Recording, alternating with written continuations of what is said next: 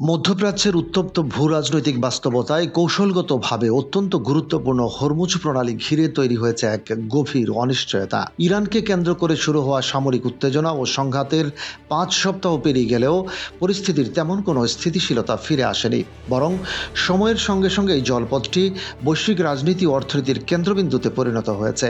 এই টানটান পরিস্থিতির মধ্যেই শুক্রবার এক উল্লেখযোগ্য ঘটনা ঘটে।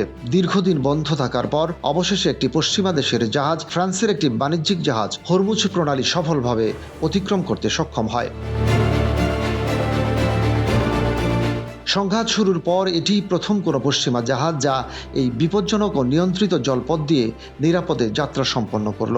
ঘটনাটি আন্তর্জাতিক মহলে নতুন করে আলোচনার জন্ম দিয়েছে, কারণ এতদিন ধরে এই পথটি কার্যত পশ্চিমা বিশ্বের জন্য অচল হয়েছিল। তবে এই অনুমতি পাওয়ার পেছনে কী ধরনের কূটনৈতিক বা অঘোষিত সমঝোতা কাজ করেছে তা স্পষ্ট নয়। আল জাজিরার দোহা প্রতিনিধি ভিক্টোরিয়া গ্যাটেনবির ভাষ্য অনুযায়ী বর্তমানে হরমুজ প্রণালীতে চলাচলের ক্ষেত্রে কোনো আনুষ্ঠানিক আন্তর্জাতিক নীতিমালা কার্যকর নেই, বরং ইরান নিজস্ব বিবেচনায় ঠিক করছে কোন জাহাজ এই পথ দিয়ে চলাচল করতে পারবে। অর্থাৎ প্রণালীটি এখন এক ধরনের অনানুষ্ঠানিক নিয়ন্ত্রণ ব্যবস্থার অধীনে চলে গেছে।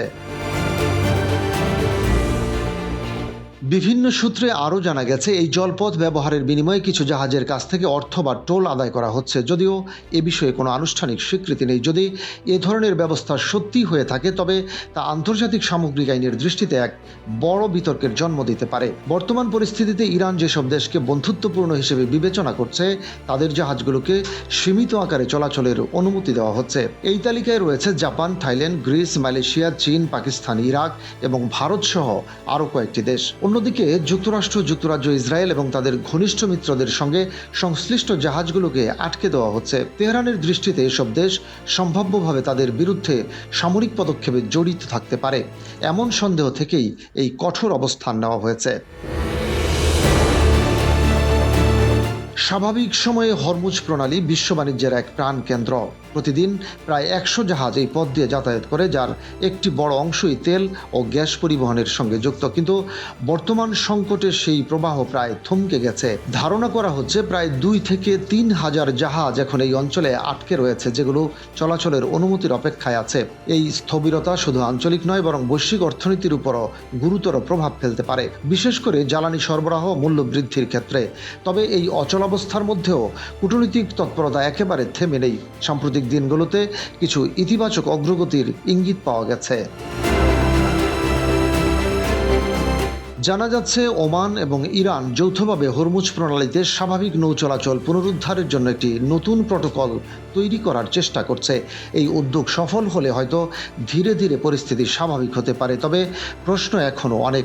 নতুন প্রটোকল কিভাবে বাস্তবায়িত হবে তা আন্তর্জাতিক সম্প্রদায়ের কাছে গ্রহণযোগ্য হবে কিনা, কিংবা ভবিষ্যতে এই জলপথ ব্যবহারের জন্য কোনো নির্দিষ্ট ফি বা টোল আরোপ করা হবে কিনা, এসব বিষয় এখনও অনিশ্চিত। ফলে হরমুজ প্রণালীকে ঘিরে অনিশ্চয়তা পুরোপুরি কাটেনি। সব মিলিয়ে ফ্রান্সের জাহাজের এই যাত্রা একদিকে যেমন সম্ভাবনার নতুন দুয়ার খুলে দিয়েছে, অন্যদিকে এটি স্মরণ করিয়ে দিচ্ছে যে বৈশ্বিক বাণিজ্যের এই গুরুত্বপূর্ণ পথটি এখনও একটি স্পর্শকাতর ও ঝুঁকিপূর্ণ অবস্থার মধ্যেই রয়েছে।